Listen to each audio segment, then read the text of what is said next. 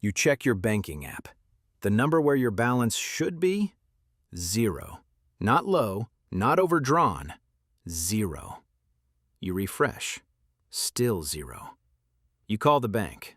Busy signal. You try logging in on your computer. Service temporarily unavailable. And then you turn on the news. Bank failure. System-wide. Accounts frozen.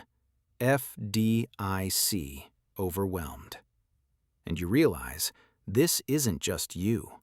This is everyone. Your rent's due in 3 days. You've got maybe $40 in physical cash.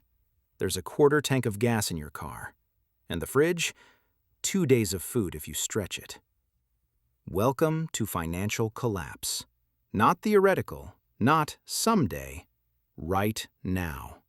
And the decisions you make in the next 72 hours determine whether you eat next week or whether you're standing in a food bank line with everyone else who thought, it can't happen to me.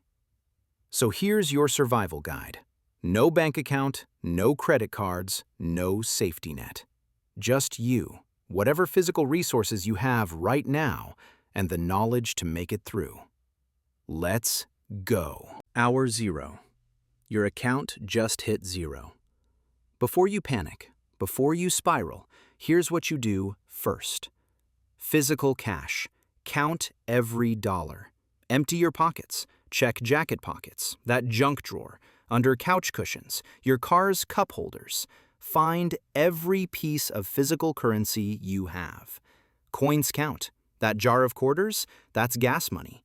Those pennies, that's food money. Every cent you find is a resource you didn't have 5 minutes ago. You just found $73? That's 3 tanks of gas if you're smart about it. That's a week of rice and beans. That's survival capital. Now, what do you own that has value? Electronics, tools, jewelry, anything you can trade or sell. Make a list. What's worth money? What can you liquidate fast? That gaming console you barely use? Trade value. That nice watch? Trade value. Those power tools in the garage? Trade value. You're not selling your survival gear. You're not selling necessities. But that designer handbag? That vintage record collection? Everything is on the table now. But I love that stuff. Cool. Do you love it more than eating? More than keeping the lights on? Because that's the calculation now. Next, food invidity. Open every cabinet. Check every shelf. Write down everything edible you have. That expired can of beans in the back? Still good. That rice you bought 2 years ago? Still good. That pasta? Still good. Canned goods last years past their dates if stored properly. You're about to realize you have more food than you think. It's just not the food you want to eat. Too bad. Survival isn't about preference. It's about calories. Average person needs 2,000 calories a day to function. You can survive on 1,200 to 1,500 if you're strategic. Do the math. How many days can you eat with what you have? If the answer is less than a week, you've got a problem. If it's 2 weeks, you're in decent shape. More than that, you're positioned better than 90% of people.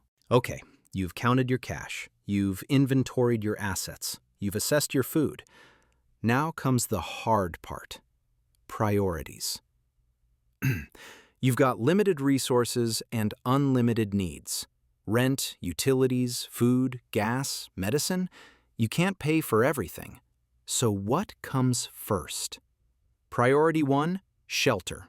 You need a roof over your head. If you're renting and rent's due, talk to your landlord immediately. Here's what you say. The bank's failed. My account's frozen. I have some cash, but not enough for full rent. Can we work out a payment plan? Most landlords, they're in the same boat. Their accounts are frozen too. Their mortgages are affected. Everyone's scrambling. Be honest. Be proactive. Don't hide.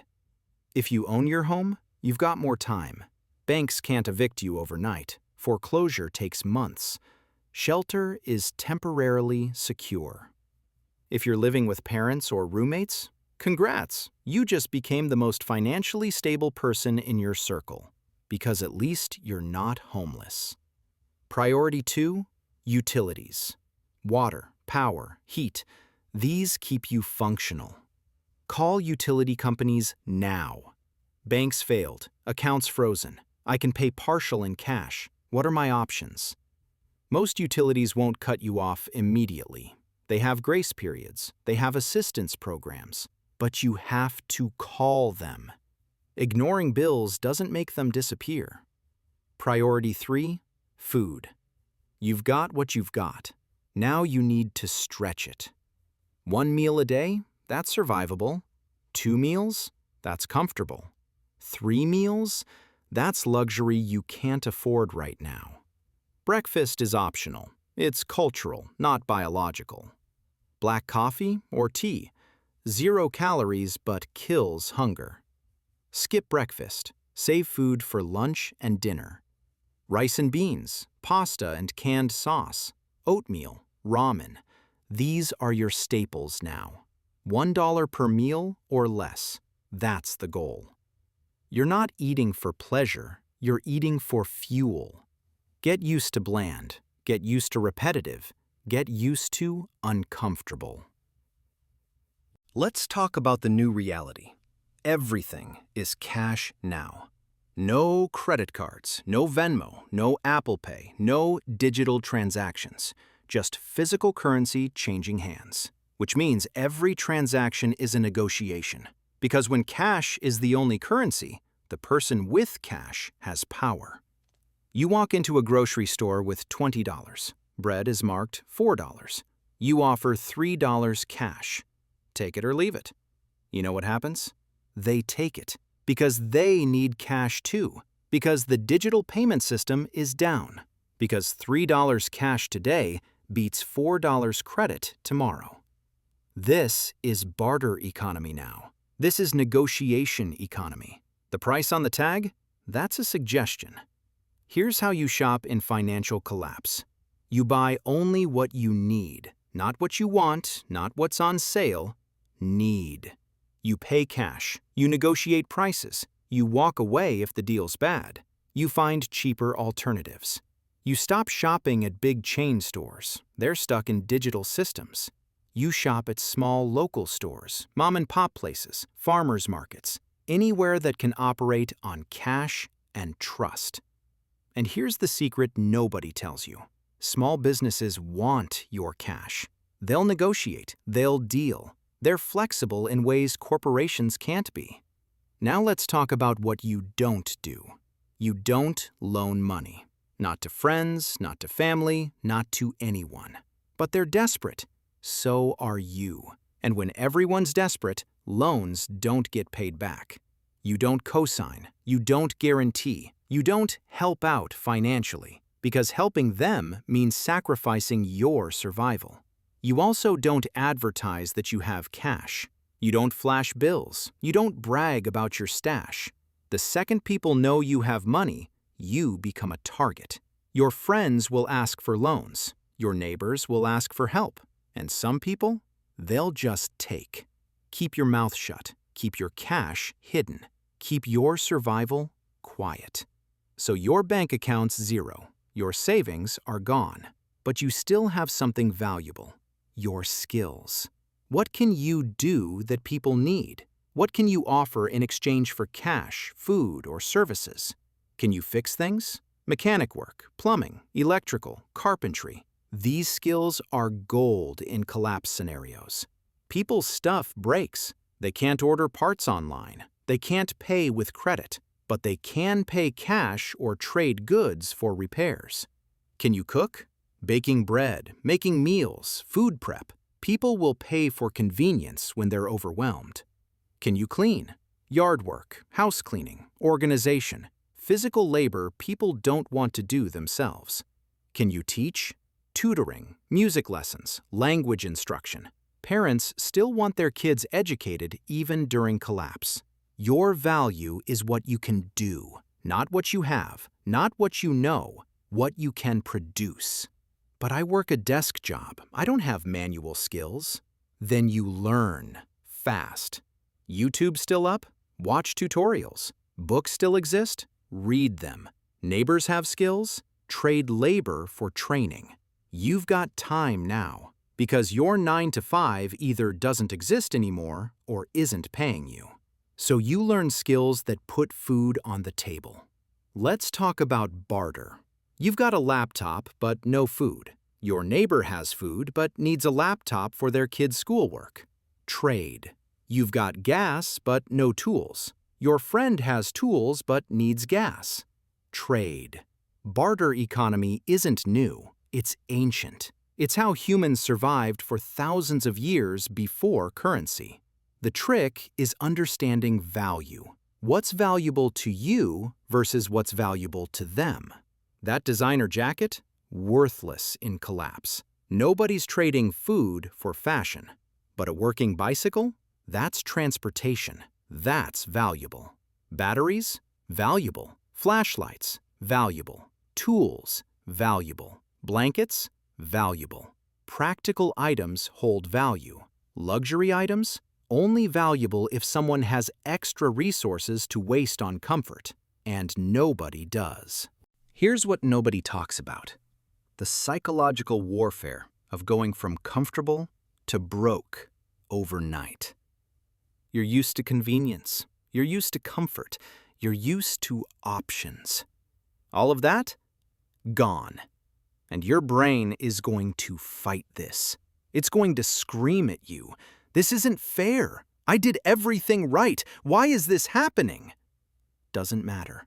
Fair or unfair, right or wrong, this is reality. And reality doesn't care about your feelings. So here's the mental shift you need to make. You're not a victim. You're a survivor. Victims wait for rescue. Victims blame others. Victims hope someone fixes it for them. Survivors adapt. Survivors take action. Survivors make it work with what they have. Which one are you? Let's talk about stress management. Because financial collapse is a marathon, not a sprint. You sleep, not luxury sleep, but you get rest. Exhaustion leads to bad decisions. Bad decisions get you killed. You eat, even when you're not hungry, even when food tastes like cardboard. Your body needs fuel to function. You move, walk, exercise. Physical activity reduces stress and keeps you sharp.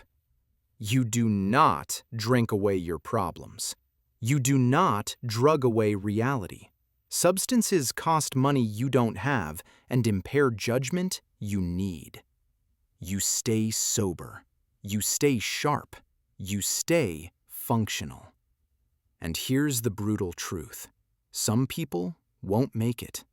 Some people will give up. Some will make stupid decisions. Some will panic and destroy what little they have left. Don't be them. You've survived 100% of your bad days so far. This is just another one. Worse than most, sure, but survivable. Let's talk about what actually kills people when their bank accounts hit zero. Number 1, pride.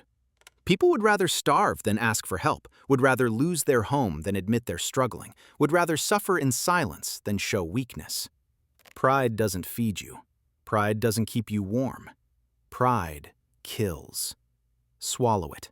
Ask for help. Use food banks. Apply for assistance. Accept charity. Survive. Number 2, panic spending. Person has $50 left. Banks are down. They panic buy $50 worth of junk because what if money becomes worthless? Now they have a pile of stuff and $0 for tomorrow's actual needs. Every dollar you spend is a dollar you don't have. Spend strategically or don't spend at all. Number 3, isolation. People cut themselves off. Too embarrassed to face friends, too proud to admit failure, too ashamed to ask for community support. Isolation kills, literally. depression, poor decisions, lack of information, missing opportunities, all because they tried to survive alone. Humans are social animals. Community is a survival tool. Use it. Number 4, giving up. This is the one that kills the most. People just quit. I've lost everything. What's the point? The point is, you're alive. And as long as you're alive, you can rebuild. 0 is not the end. 0 is the starting point. You build from here. So here's where you are. Your bank account hit 0 overnight. The system failed. Your safety net vanished. But you? You counted your cash. You inventoried your assets. You prioritized your needs. You adapted your spending. You learned new skills. You joined the barter economy. You're not thriving, but you're surviving. And survival is the whole game right now. This isn't permanent. Systems rebuild, economies recover, banks reopen. But that takes time. And in the meantime, you do what humans have done for thousands of years. You adapt. Here's what separates people who make it from people who don't. They refused to give up when the number hit 0. They understood that money is just a tool, not their identity, not their worth, not their survival. They had skills, they had community, they had determination.